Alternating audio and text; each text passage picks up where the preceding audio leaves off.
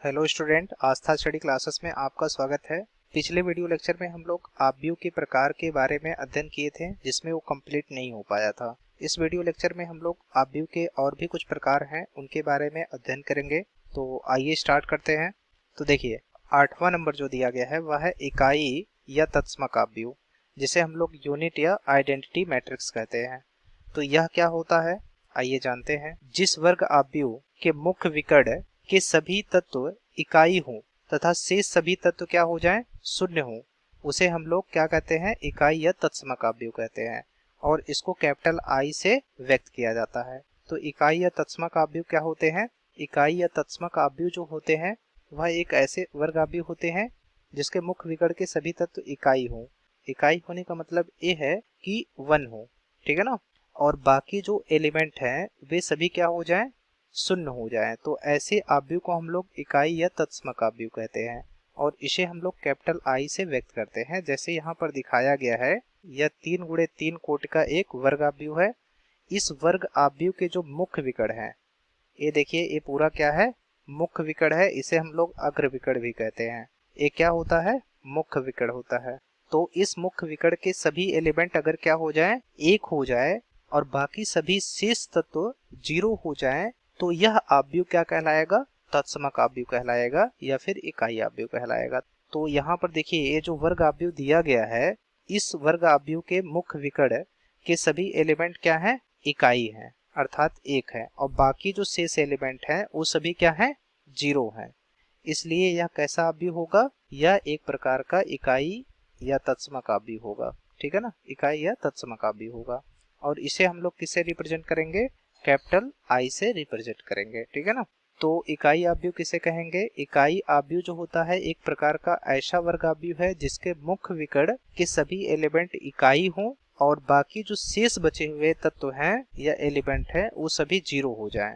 तो ऐसे आव्यूह को हम लोग इकाई या तत्समक आव्यूह कहते हैं, ठीक। इकाई या तत्समक आव्यूह को एक और प्रकार से परिभाषित कर सकते हैं। जैसे देखिए, यदि किसी n पंक्तियों के वर्ग आव्यूह ए आई जे को इकाई आव्यूह कहेंगे यदि क्या हो जाए, ए आई जे बराबर 1 आ जाए, जब आई बराबर जे हो, और ए आई जे बराबर 0 हो जाए जब आई जो है जे के बराबर नहीं हो। तो ऐसे आव्यूह को हम लोग इकाई या तत्समक आव्यूह कहेंगे। अब ये पूरा समझ में नहीं आया होगा, तो आइए देखते हैं।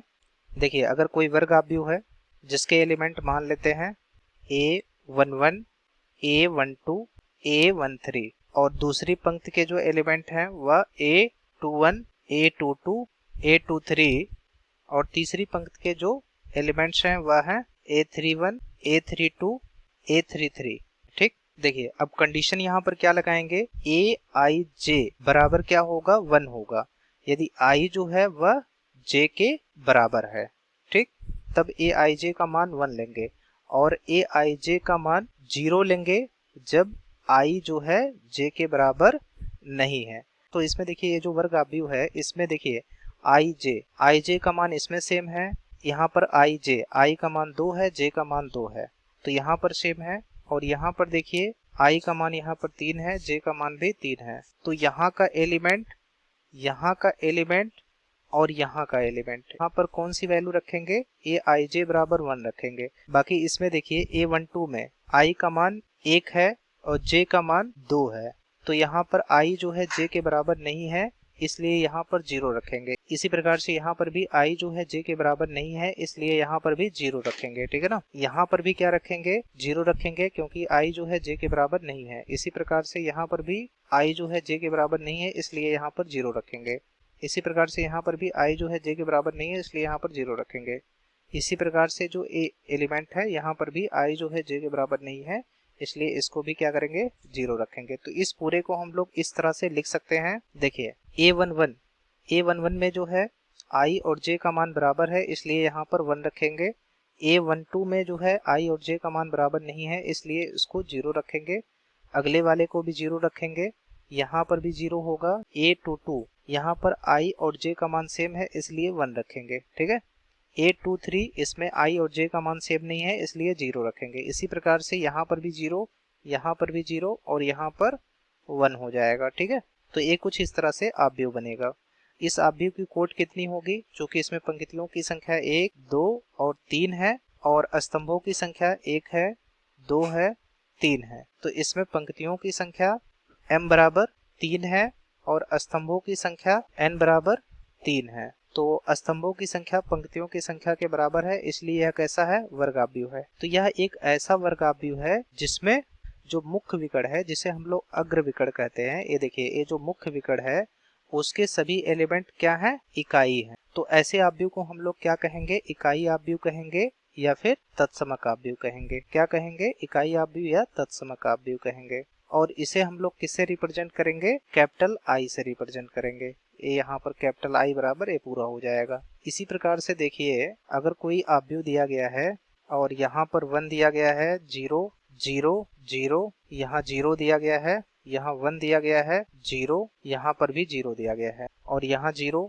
यहाँ पर भी 0, और यहाँ 1 दिया गया है, यहाँ पर 0, और यहाँ पर 0, यहाँ पर भी 0, यहाँ पर भी 0, और यहाँ पर 1 दिया गया है। ठीक है, इस तरह से। तो यहाँ पर ये देखिए पंक्तियों की संख्या 1, 2, 3 और 4 है, तो यहाँ 4 गुणे 4 कोटि का वर्ग आव्यूह है। इस वर्ग आव्यूह में जो मुख्य विकर्ण है, इस मुख्य विकर्ण के सभी तत्व क्या है, इकाई है, इसलिए यह कैसा आव्यूह कहलाएगा, तत्समक आव्यूह कहलाएगा या फिर इकाई आव्यूह कहलाएगा। ठीक है, और इसे हम लोग किससे रिप्रेजेंट करेंगे, कैपिटल आई से रिप्रेजेंट करेंगे।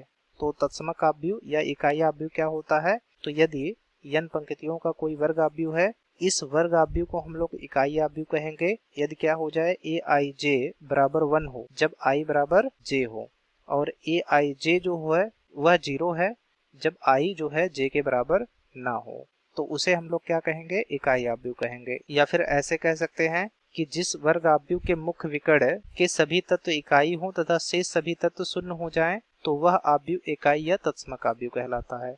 ठीक है, तो हम लोग इकाई आव्यूह के बारे में पढ़ लिए हैं। अब हम लोग आगे बढ़ते हैं। अगला आव्यूह जो है वह है विकर्ण आव्यूह। विकर्ण आव्यूह क्या होता है, यदि किसी वर्ग आव्यूह के मुख्य विकर्ण पर स्थित तत्वों को छोड़कर शेष सभी तत्व शून्य हो तो उसे हम लोग विकर्ण आव्यूह कहते हैं। ठीक है, तो यदि किसी वर्ग आव्यूह के मुख्य विकर्ण पर स्थित तत्वों को छोड़कर शेष सभी तत्व क्या हो जाए, शून्य हो जाए, तो उसे हम लोग विकर्ण आव्यूह कहेंगे।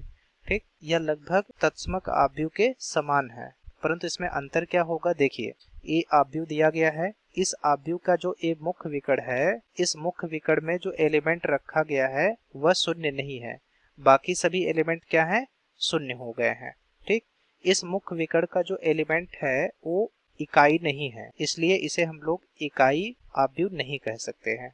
ठीक है, तो अगर कोई वर्ग आव्यूह है, उस वर्ग आव्यूह के मुख्य विकर्ण के सभी एलिमेंट शून्य न हो और बाकी सभी तत्व क्या हो जाएं, शून्य हो जाएं, तो ऐसे आव्यूह को हम लोग विकर्ण आव्यूह कहते हैं। ठीक है, जैसे यहाँ पर ये जो मुख्य विकर्ण है, मुख्य विकर्ण के जो एलिमेंट हैं वह है 5 है, 8 है और 9 है, तो यह आव्यूह जो है वह 3 गुणे 3 कोटि का एक विकर्ण आव्यूह है। कैसा आव्यूह है, विकर्ण आव्यूह है। और भी एग्जाम्पल के द्वारा हम लोग समझते हैं, जैसे अगर यहाँ पर 2 हो जाए, यहाँ 0 हो जाए, 0 हो जाए, 0 हो जाए, यहाँ पर 3 हो जाए, 0 हो जाए, और यहाँ पर 0 हो जाए, यहाँ पर भी 0 हो जाए, यहाँ पर 3 हो जाए, तो इसमें देखिए जो मुख्य विकर्ण है, मुख्य विकर्ण के सभी तत्व 0 नहीं है, यानी शून्य नहीं है, तो यह आव्यूह जो होगा वह क्या कहलाएगा, विकर्ण आव्यूह कहलाएगा। क्या कहलाएगा, विकर्ण आव्यूह कहलाएगा। इसी प्रकार से देखिए, अगर कोई आव्यूह दिया गया है 2 0 0 5, तो इसमें देखिए जो मुख्य विकर्ण है वह है 2 5, ये मुख्य विकर्ण है, तो मुख्य विकर्ण के जो तत्व हैं वह शून्य नहीं हो रहे हैं, इसलिए यह आव्यूह जो होगा वह विकर्ण आव्यूह होगा। तो यहाँ जो ए आव्यूह दिया गया है, इसमें पंक्तियों की संख्या 2 है और स्तंभों की संख्या भी 2 है, तो यह 2 गुणे 2 कोटि का विकर्ण आव्यूह है। ठीक है, इसी प्रकार से अगर कोई आव्यूह दिया गया है, जैसे यहाँ पर 5 दिया गया है, यहाँ 0 है, यहाँ 0 है, यहाँ 0 है, यहाँ 4 दिया गया है, यहाँ 0 दिया गया है, यहाँ 0 दिया गया है, यहाँ 0 दिया गया है, और यहाँ पर 7 दिया गया है, तो यहाँ पर देखिए जो मुख्य विकर्ण है वह कुछ इस तरह से है। तो इस मुख्य विकर्ण के जितने भी एलिमेंट है वह शून्य नहीं है, इस मुख्य विकर्ण को छोड़कर बाकी सभी एलिमेंट क्या है, 0 है। तो मुख्य विकर्ण अगर 0 ना हो और बाकी सभी तत्व क्या हो जाएं, 0 हो जाएं, तो ऐसे आव्यूह को हम लोग क्या कहेंगे, विकर्ण आव्यूह कहेंगे। ठीक है, इसको हम लोग बी से रिप्रेजेंट कर दे रहे हैं। तो विकर्ण आव्यूह क्या होते हैं? विकर्ण आव्यूह जो है एक ऐसे वर्ग आव्यूह होते हैं जिसमें मुख्य विकर्ण पर स्थित तत्वों को छोड़कर शेष सभी तत्व क्या हो जाएं? शून्य हो जाएं। तो ऐसे आव्यूह को हम लोग विकर्ण आव्यूह कहते हैं। ठीक है, तो विकर्ण आव्यूह किसे कहेंगे? यदि किसी वर्ग आव्यूह के मुख्य विकर्ण पर स्थित तत्वों को छोड़ करके शेष सभी तत्व शून्य हो जाएं तो उसे हम लोग विकर्ण आव्यूह कहेंगे। जैसे यहाँ पर देखिए मुख्य विकर्ण है, मुख्य विकर्ण पर स्थित जो तत्व है वो सभी शून्य नहीं है, बाकी सभी तत्व क्या है? शून्य है। तो यह कैसा आव्यूह कहलाएगा? विकर्ण आव्यूह कहलाएगा। ठीक है ना। अब हम लोग आगे बढ़ते हैं।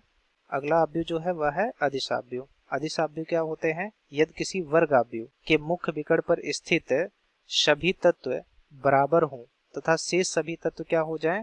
शून्य हो जाएं, तो ऐसे आव्यूह को हम लोग अदिश आव्यूह कहेंगे। ठीक है ना। तो अदिश आव्यूह क्या होंगे? यदि किसी वर्ग आव्यूह के मुख्य विकर्ण पर स्थित सभी तत्व क्या हो जाएं? बराबर हो जाएं और बाकी शेष सभी तत्व शून्य हो जाएं तो उसे हम लोग अदिश आव्यूह कहते हैं। जैसे यहाँ पर देखो ये मुख्य विकर्ण है, इस मुख्य विकर्ण के सभी तत्व बराबर हैं। यहाँ पर भी 5 है तो यहाँ पर भी क्या है? 5 ही है, और यहाँ पर भी क्या है? 5 ही है।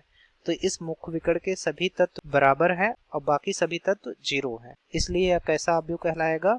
एक अदिश आव्यूह कहलाएगा। कौन सा आव्यूह कहलाएगा? एक अदिश आव्यूह कहलाएगा। ठीक है। तो और भी एग्जाम्पलों के द्वारा हम लोग समझते हैं। जैसे यहाँ पर देखिए 2 है, 0 है, 0 है, यहाँ 0 है, यहाँ 2 है, यहाँ 0 है, यहाँ 0 है, यहाँ पर 0 है और यहाँ 2 है। ठीक है। यहाँ पर देखिए जो मुख्य विकर्ण है, इस मुख्य विकर्ण के सभी एलिमेंट बराबर हैं और बाकी जो शेष बचे हुए तत्व हैं वो सभी 0 हैं। तो यह आव्यूह कैसा आव्यूह कहलाएगा? अदिश आव्यूह कहलाएगा। इसको अगर ए नाम दे दें तो ये आव्यूह क्या कहलाएगा? अदिश आव्यूह कहलाएगा। ठीक है। इसी प्रकार से देखो, अगर कोई आव्यूह दिया गया है, जैसे यहाँ पर यक्स है, यहाँ 0 है, यहाँ पर भी 0 है, यहाँ 0 है, यहाँ यक्स है, यहाँ पर 0 है, यहाँ 0 है, यहाँ पर भी 0 है, यहाँ पर यक्स है। तो इसका जो मुख्य विकर्ण है, मुख्य विकर्ण के सभी एलिमेंट क्या हैं? बराबर हैं, सभी में यक्स यक्स है और बाकी जो शेष बचे हुए एलिमेंट हैं वो सभी 0 हैं। तो यह भी आव्यूह कैसा कहलाएगा? अदिश आव्यूह कहलाएगा। ठीक है। तो देखिए अगर कोई आव्यूह दिया गया है, ठीक है, यहाँ पर 1 दिया गया है, यहाँ 0 दिया गया है, यहाँ 0 दिया गया है, यहाँ 0, यहाँ पर 1 दिया गया है, यहाँ पर 0, यहाँ पर 0, यहाँ पर 0 और यहाँ पर 1 दिया गया है। तो यहाँ पर देखिए जो मुख्य विकर्ण है उस मुख्य विकर्ण पर सभी एलिमेंट बराबर हैं और बाकी से सभी एलिमेंट 0 है। तो इसे भी हम लोग क्या कह सकते हैं? अदिश आव्यूह कह सकते हैं, और इसे हम लोग इकाई या तत्समक आव्यूह भी कह सकते हैं। ठीक है ना। तो इस आव्यूह को, जो यहाँ पर आव्यूह दिया गया है, इम्पोर्टेंट पॉइंट है, इस आव्यूह को हम लोग इकाई या तत्समक आव्यूह भी कह सकते हैं और इसे हम लोग अदिश आव्यूह भी कह सकते हैं। ठीक है। तो अदिश आव्यूह क्या होते हैं? अदिश आव्यूह एक ऐसे वर्ग आव्यूह होते हैं जिनमें मुख्य विकर्ण पर स्थित सभी तत्व बराबर होते हैं और शेष सभी तत्व शून्य होते हैं। तो ऐसे आव्यूह को हम लोग अदिश आव्यूह कहेंगे। ठीक है। और अगला हम लोग पढ़े हैं विकर्ण आव्यूह के बारे में। विकर्ण आव्यूह भी जो है एक प्रकार का वर्ग आव्यूह है जिसमें मुख्य विकर्ण पर स्थित तत्वों को छोड़कर शेष सभी तत्व क्या होते हैं? शून्य हो जाते हैं। तो ऐसे आव्यूह को हम लोग विकर्ण आव्यूह कहते हैं। ठीक। जैसे यहाँ एग्जाम्पल में दिखाया गया है, ये मुख्य विकर्ण है, इस मुख्य विकर्ण पर जो एलिमेंट हैं वो सभी शून्य नहीं है, बाकी सभी एलिमेंट क्या है? शून्य है। तो अगर मुख्य विकर्ण पर स्थित तत्व 0 नहीं है और बाकी सभी तत्व क्या हो जाएं? 0 हो जाएं, तो ऐसे आव्यूह को हम लोग क्या कहेंगे? विकर्ण आव्यूह कहेंगे। ठीक है ना। और हम लोग इकाई या तत्समक आव्यूह के बारे में पढ़े। इकाई या तत्समक आव्यूह जो है एक ऐसे वर्ग आव्यूह होते हैं जिसमें मुख्य विकर्ण के सभी तत्व इकाई हो जाएं और बाकी से सभी तत्व शून्य हो जाएं, तो ऐसे आव्यूह को हम लोग इकाई या तत्समक आव्यूह कहते हैं। तो आज हम लोग इकाई या तत्समक आव्यूह के बारे में अध्ययन किए, विकर्ण आव्यूह के बारे में अध्ययन किए और अदिश आव्यूह के बारे में अध्ययन किए। तो आई होप आपको ये पूरा वीडियो लेक्चर समझ में आ गया होगा।